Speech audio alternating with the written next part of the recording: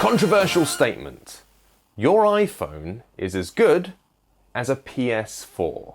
Now, before console owners start throwing sharpened copies of Halo 5 at my face, let me explain that I'm not the one saying this. Activision is. You may have noticed that Guitar Hero is back in the form of Guitar Hero Live. As with earlier installments in the franchise, the console versions come with a copy of the game and the new controller, all bundled together for around £70 or $100. But it's not the Guitar Hero Live TV active playlists or the controversial microtransactions or the new 6-button controller that's got my attention. The thing that's making me pause and reassess the entire gaming landscape is the iOS version. Usually, when a AAA console game is released, the very best mobile gamers can hope for is a fairly basic companion app. Assassin's Creed, Halo, Call of Duty, all these games have spawned iOS app counterparts. But they're usually just glorified PDAs, giving you access to inventories or map screens or just lobbies for the game's multiplayer mode. This is where Guitar Hero Live differs itself from the rest of the crowd. You see, the mobile version of Guitar Hero Live is the console version. It's got the same visuals, the same 42 songs, and access to the same roster of rotating tracks via the Guitar Hero TV playlists. If you only buy the digital unlock version, which is £40 or $50, you have to play the game by tapping the screen. But there's also a full-priced bundle which comes with the brand new 6-button controller.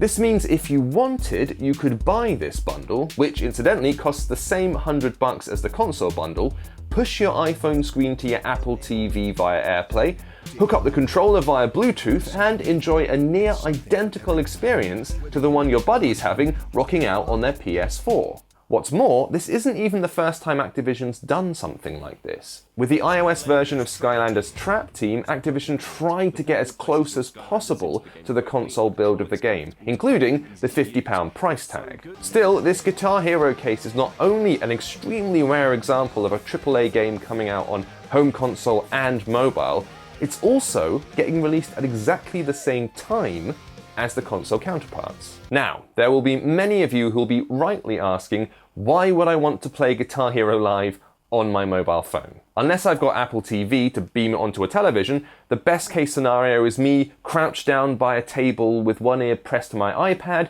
trying to hear the music over the clickety-clack of a strum bar. The worst case scenario is this.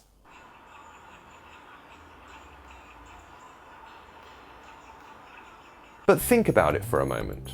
For the same $100 you'd spend on the PS4 or Xbox One or Wii U versions, the iOS bundle is essentially giving you 2 games for the price of 1.